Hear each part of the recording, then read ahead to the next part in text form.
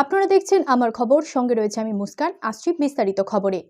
উত্তর ও দক্ষিণ মালদা কেন্দ্রের বাম কংগ্রেস সমর্থিত প্রার্থী মোস্তাক আলম এবং ঈশা খান চৌধুরীর সমর্থনে সুজাপুর ময়দানে কংগ্রেসের সর্বভারতীয় সভাপতি মল্লিকার্জুন খড়গের জনসভা থেকে তিনি ঠিক কি বললেন শোনাবো আপনাদের। আমার খবর, সময়ের সাথে আগামীর পথে। मैं इस मैदान पे आपके सामने खड़ा हूं अपने पार्टी के प्रचार के लिए। ये जगह इसीलिए भी विशेष है कि राहुल गांधी जी के भारत छोड़ो न्याय यात्रा इसी मैदान में रात्रि विश्राम किया था, वो आप लोगों से मिले भी थे। भारत के राजनीतिक इतिहास में मालदा के सुपूत एपी गनी खान चौधरी एक बहुत बड़ा योगदान उन्होंने दिया इस एरिया को। 8 बार उन्होंने सांसद रहा और 4 बार या 5 बार वो एमएलए रहे। ऐसे बड़े नेता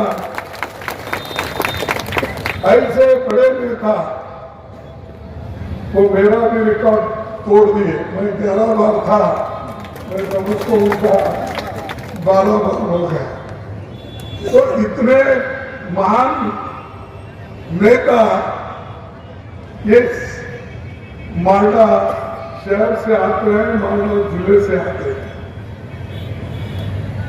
मंत्री के रूप में उन्होंने शपथ ली और मैं खास आपको बताना चाहता हूं एपी गनी खान चौधरी को मेरी पहचान चिकमंगलूर में इंदिरा गांधी जी के इलेक्शन में हुआ।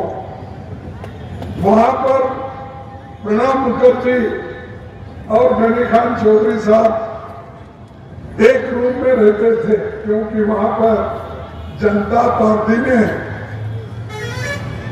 ध्यान लगाया था कि एक रूम से ज्यादा नहीं देने।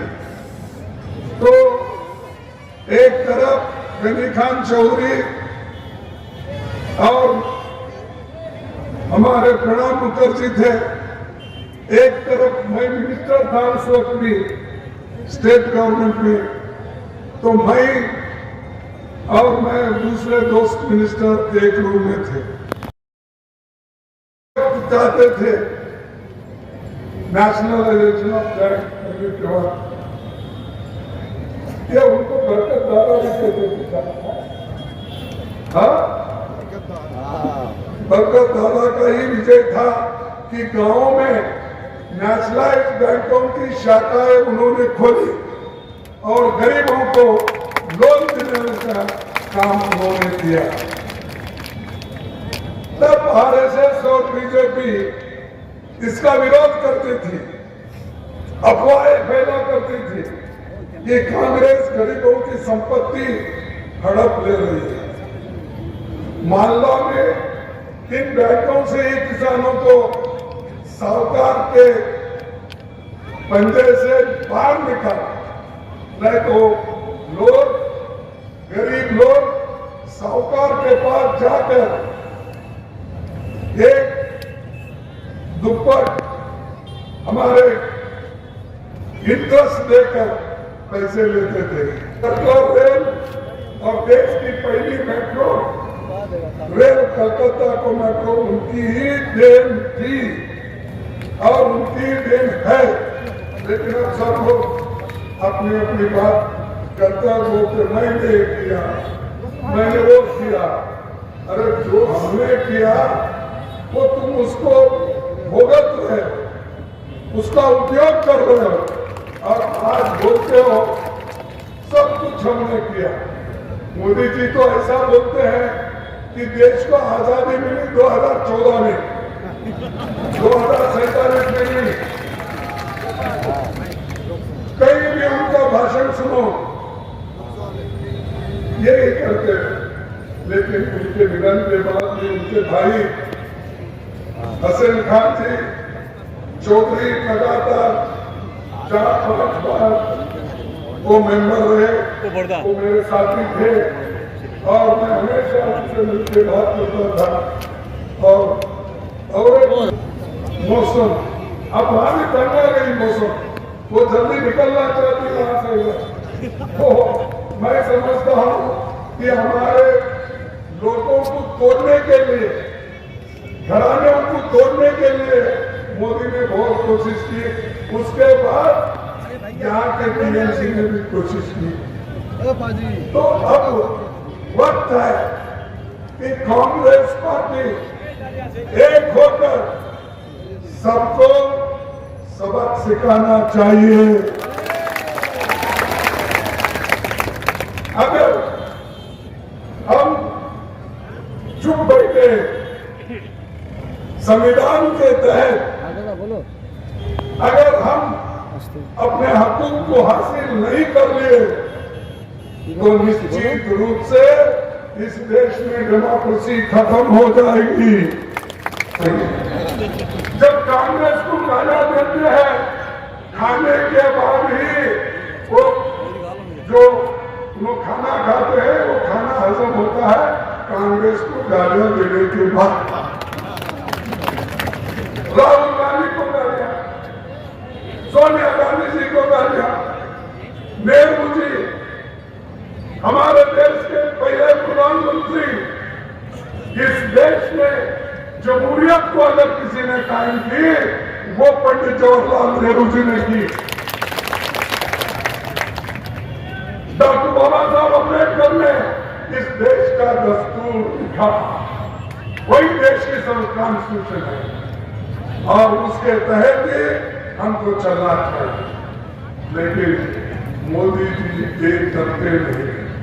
मोदी जी हमेशा कांग्रेस को गालियां देके वो आगे आना चाहते। एक साल में कम से कम 100 दिन नरेगा का काम मिलेगा। ये किसने किया? ये किसने किया? अरे जोर से बोलो, अगर तुम्हारे में दम नहीं है लड़ेंगे क्या इलेक्शन? किया और गरीबों को पेट भरने के लिए, बच्चे भूखे नहीं मरना, मां खाने से तड़पना नहीं, तो उसको क्या की सोनिया गांधी और मनमोहन सिंह ने फूड सिक्योरिटी एक्ट लाया। यानी जो हमारे खाने की चीज है, राइस वो लोगों को उन्होंने फ्री में दिया। और ये जो दिया, क्या मोदी ने ऐसा कोई कार्यक्रम पहले किया? और हमारे पार्टी के नेता राइट टू एजुकेशन, यानी पढ़ने के लिए राइट टू एजुकेशन किया। और एक बार अगर फिर से मोदी जी को पावर मिला तो फिर वो हुकुम शाह बनेंगे और वो बनेंगे ऑटोक्रेट बनेंगे, वो बनेंगे डिक्टेटर बनेंगे और देश को बर्बाद करेंगे, भाईचारे को खत्म करेंगे, हिंदू मुसलमान में झगड़ा लगाने की कोशिश करेंगे। कुछ भी नहीं है। लेकिन आप ये भी बोलते हैं, ये जो कांग्रेस वाले हैं, देश में जो संपत्ति है वो संपत्ति को मुसलमानों को देना चाहिए, गरीबों में बांटना चाहती है। ये बात एक प्राइम मिनिस्टर होके ऐसी बातें अगर करता है तो वो क्या इस देश को हुकूमत करने के लायक है? मैं पूछता हूं, मैं किसी की निंदा नहीं करता, लेकिन आप हमारे भाइयों में झगड़ा लगाना, हमारे जातियों में झगड़ा लगाना और कहना, वो क्या कहते हैं भाई यहाँ तो डेवलप करने के लिए बहुत कुछ है।